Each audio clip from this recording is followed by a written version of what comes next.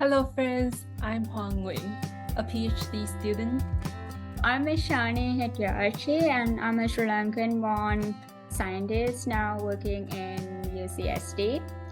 Welcome to I Scholar Dive with Huang and Ashani. This podcast series was created to be a support system for international scholars. In this monthly series, we interview professors, postdocs, student professionals of international background to share their stories, experiences, and advice with others in the community. Today, our guest is Yuko Sugiyama.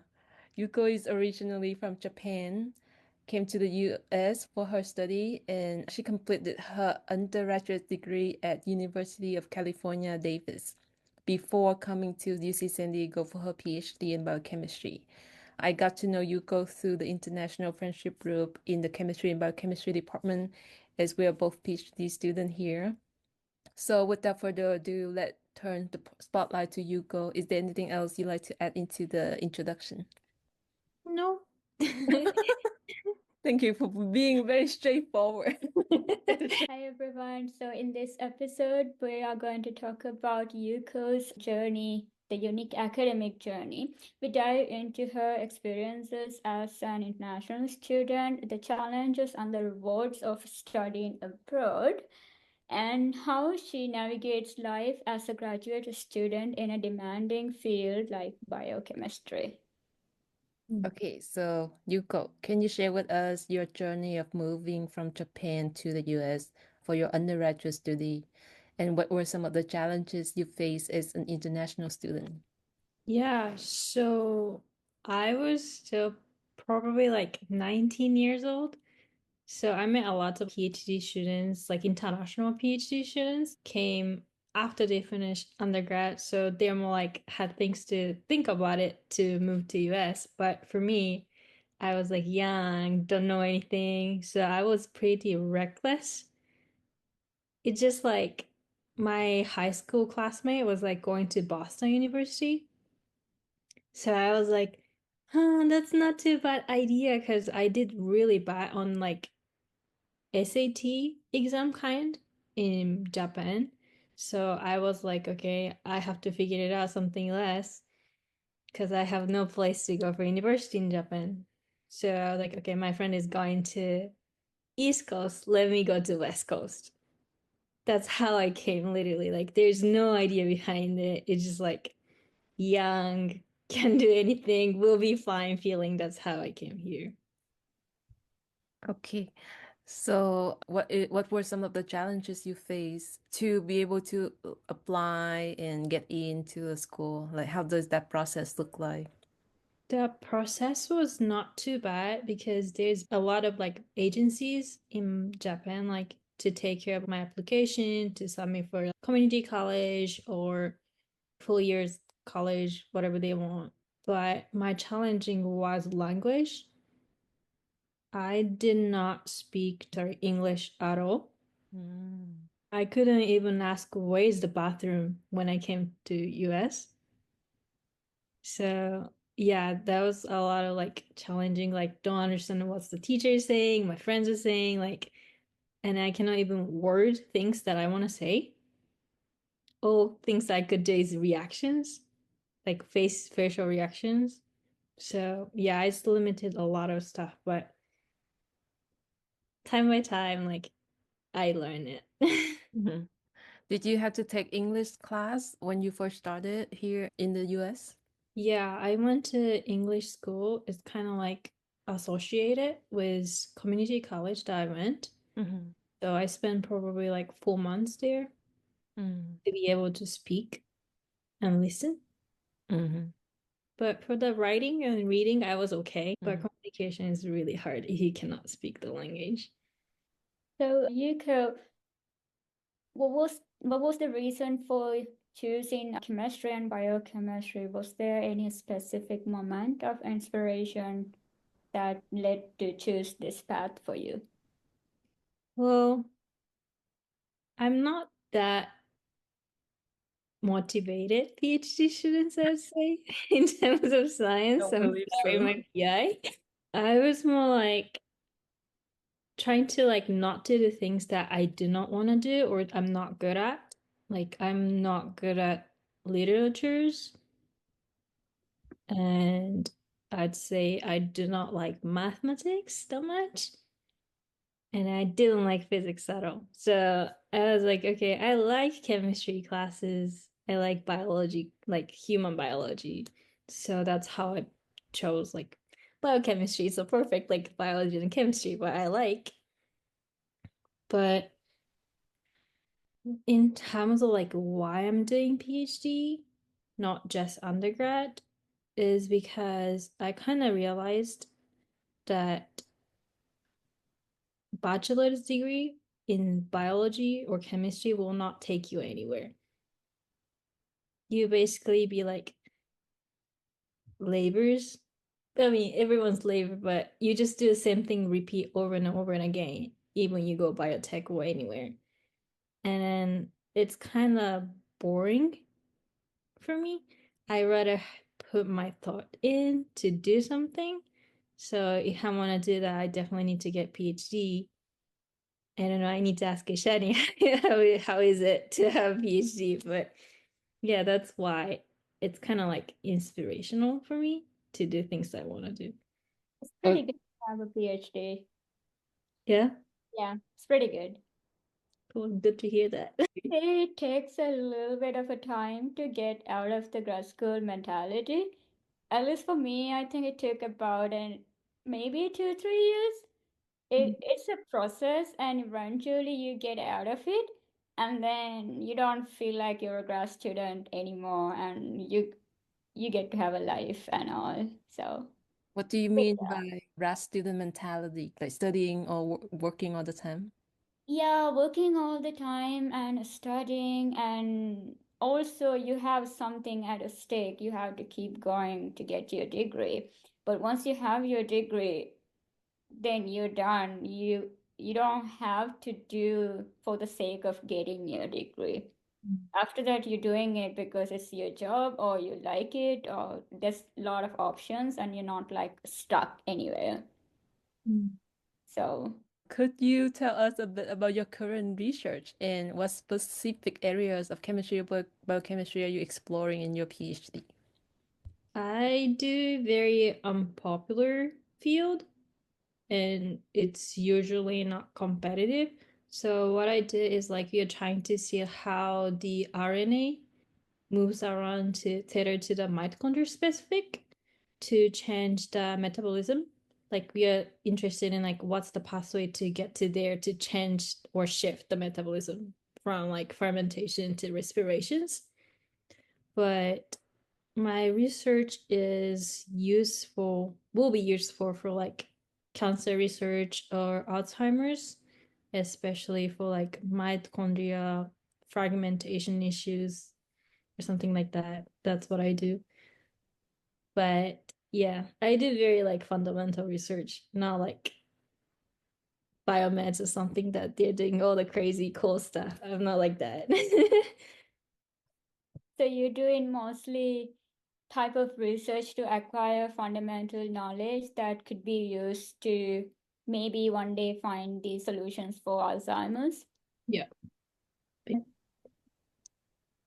build in the foundation. Yeah, it is. All right. So, okay, you already mentioned that you're not like very motivated for the PhD. I don't believe so. So I want to ask you, how do you conduct your research and what kind of workflow and day-to-day style that you have for your studies and research? I think my position's a little different from normal PhD students because I do a lot of lab managing. Like just talking about how many mentees I have. Like my research lab is typically have billions of undergrads. Because of that, we have lots of mentees in the lab. I have 4 undergrads under me and 2 master students working for me And then one grad mentee, he doesn't need any hands of my attentions, but he asked me like, "Oh, can you check my PowerPoints, like writing or whatever?" So it's really like not just doing research. So I get millions of questions every day, like, "Oh, how to do this? I got stuck in here. How should I troubleshoot?" So I don't know. It's kind of like weird to say, but I feel more like I'm working rather than PhD students. So I definitely have to organize my time a lot than usual. Like I need to make sure I keep my time open for everyone to ask me questions and help them for something. But besides that, I do a bunch of multitasking for my research to fit everything in like 8 hours a day. I'm not gonna work more than 8 hours. Good to hear. I'm not as crazy as one. I'm sharp at 8 hours every day. I I learned my lesson, okay? I have pretty Have good you? work-life balance. Are you sure? We're not sure. Yuko and I are here skeptical. Same. Rolling our eyes right now, Hong. I have pretty good work-life balance now, okay? Okay, they Waiting. almost graduate. But yeah, so yeah, I how do I approach? I don't know. It's just like a lots of time management that I have to put in there. Yeah. Do you think having a lot of tasks like that is a little less boring, like compared to if you only do your research and don't do any mentoring or teaching at all, or like lab managing? I would say that sometimes it's stressful to cover everyone's mistakes. Mhm. Like, oh, someone forgot to order, I have to order right away. Like those like small things that I supposed not be doing, but I have to cover it up. Mhm. So sometimes I wish I only do my own research. Mhm.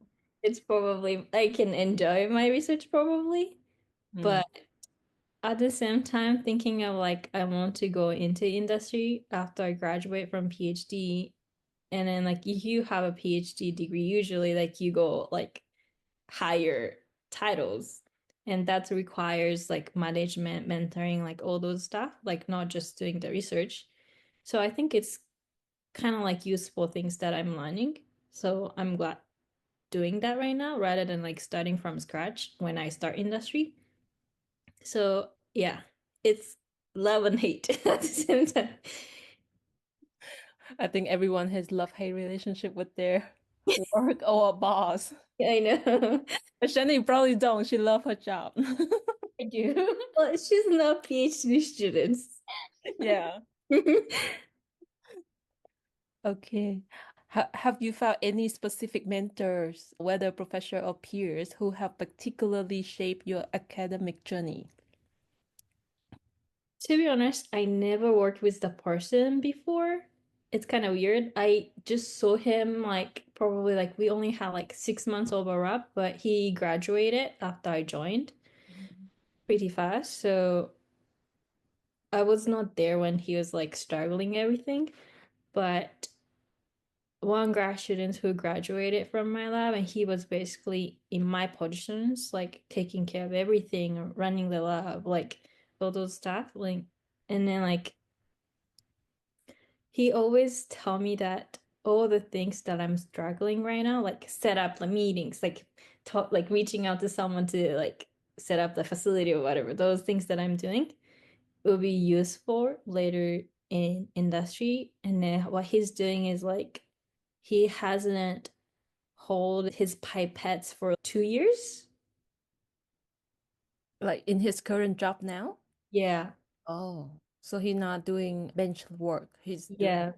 He's doing more like mentoring, managing like document stuff. oh. Is it also scientist title or is different? Yeah, he has scientist status too, I believe. Oh. But I think that's what I want to do. So I kind of like look up to him.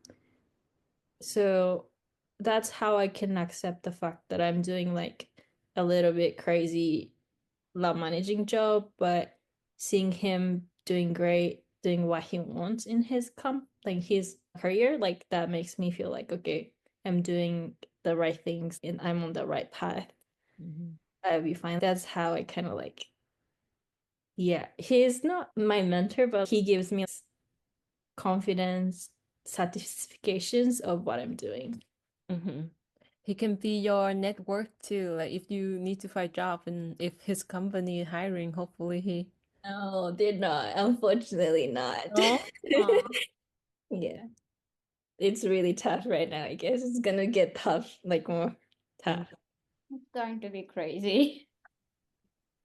Right. So, Yuko, earlier you mentioned that you're doing a lot of lab managing work apart from your research in the lab, which probably is also manageable because you have a personality that is helping you to do a lot of time management. Other than that, are there any personal experiences or aspects of your background that you feel like helped your PhD journey, or vice versa, where your PhD journey is enriching your personal life? I'd say like it's kind of like weird to say, but everyone in the PhD program hate doing PhD program. So it's gave me a lot of friends that we like venting a lot. As a factor to have someone that you can vent about things that you have is only in school. Like you cannot vent with your coworkers when you get into a company or something. It's kind of like unprofessional, but you can do that in like a PhD program because we are still students. So I would say that having a friends that I can vent about science, vent about like the what we are doing is like pretty much enriched my PhD journey. Feeling like I'm not alone. Like it's pretty like good support that I have. So yeah, but I didn't expect that. Like I thought like everyone's like stuck in the lab whole time, like working whole time, not talking to anyone. That's what I expected for PhD students. But actually there's like a lot of like groups that I can go out to talk about what I'm struggling. And yeah, that was very unexpected, but it's great to have. Why was it unexpected? I didn't expect to, sorry? Why was having the social groups was unexpected during the PhD time? I thought everyone's like science nerds, Oh, not like like nerds go out in to the talk. lab. Okay. Yeah. And Okay. then I kind of knew like PIs can be harsh. So I thought everyone's working like 8 to 10, like AM to 10 p.m. or whatever, and don't even have time. I don't know, that's what I thought.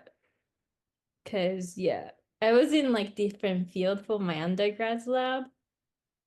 And Which, then everyone talk about how it's like biology, like levels are, and I just believed whatever they said. yeah, I think even within the chemistry departments or subdisciplines, we see a lot of difference. I mean, I come from physical chemistry, pretty chill.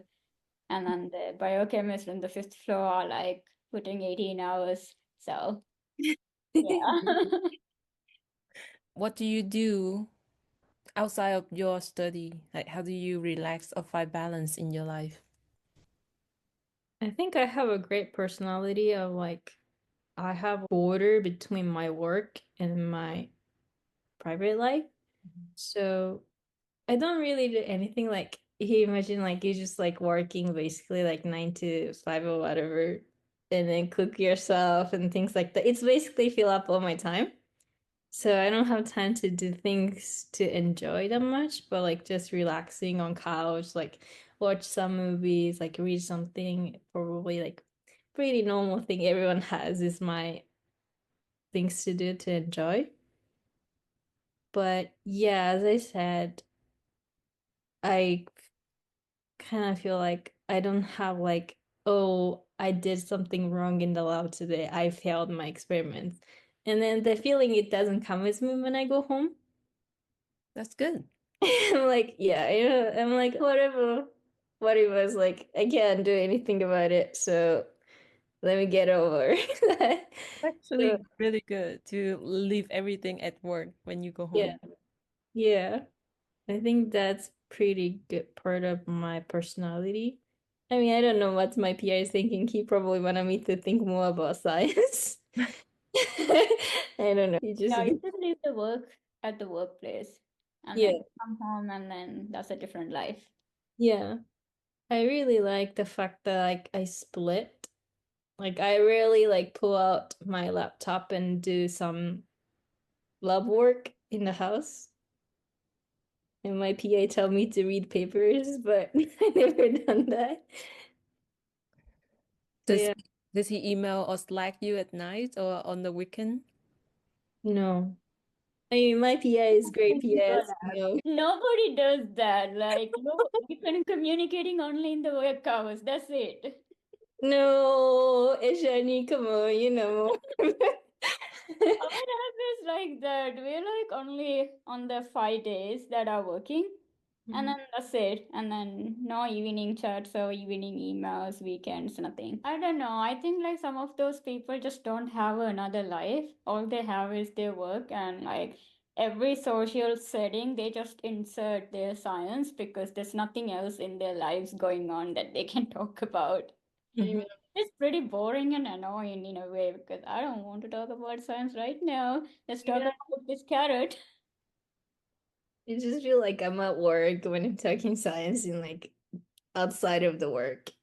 Yeah, and then also I think like science is a creative work. So you have to have breaks in your brain. Otherwise, you're just a machine. How do you do creative work if you don't get like time to recharge? Right. Yeah, I notice I become more creative whenever I exercise. So Yeah. Hmm. definitely like exercise and do some physical activity. How's your dancing class going? I mean, dancing team now? I've been I've been going back to dance lately, Sunday morning and Friday night, Twice a week. twice a week. It's cool. Yeah. Let me know if you want to tag along. I maybe do. Okay. Okay, Yuko, so one last question. What advice would you give to other international students considering graduate school in the US, particularly in fields similar to yours in biochemistry? I wanted to answer these questions because it's kind of like sad to say that, but based on my experiences as a PhD student, like even you are into science so bad, super motivated about it, it's not gonna get you through the PhD journey, I think. There's a bunch of moments that you kind of like doubt your decision, like, am I right? Like, did I make a right choice to do PhD program? Like, it's really tough, like not knowing like when it's gonna end. You don't even know if your project gonna like succeed or fail. Like those like all things that uncertainty makes you feel like, oh my gosh, like what should I do the whole time, I guess. And I hear that a lot. Like I hear the same thing a lot from like all my friends, PhD friends as well. So especially for international students who's trying to come out of their country and be in US to do science, like chemistry and biochemistry, like those, you have to have a reason to pursue PhD degree besides just because you're into science. I think that's my advice because they will not have any support, like emotional support from your family. You have a friends, but it, for me at least, like it will not make me feel like I'm at home. Like they're super nice, super supportive, they're lovely, like I love all of them, but because at a certain point that they have their life to like not like family that they can support you like 100%, not like that. So in case anything happened like during your PhD program, like you have to have a reason, not just because you love science, to make yourself stronger. Mm. Yeah. That would be my advice. Okay. Thank you, Yuko, for spending time with us. Thank you for inviting. It was fun. Yeah. Thank you everyone for staying with us for another episode of iScholar Dive. If you liked it, please give us a thumbs up, subscribe, and if you are not already doing so, please follow us on Spotify, Apple Podcast, and YouTube. iScholar Dive with Huang and Ishani. Please leave us a comment with your suggestions or the topics you want us to discuss in the future. If you want to share your iScholar story, please let us know by emailing us at ischolardive@gmail.com or sending us a message. We hope to have you again with our next episode on the first Thursday of the month. iScholar Dive content is separate from Huang's and my research roles at UC San Diego.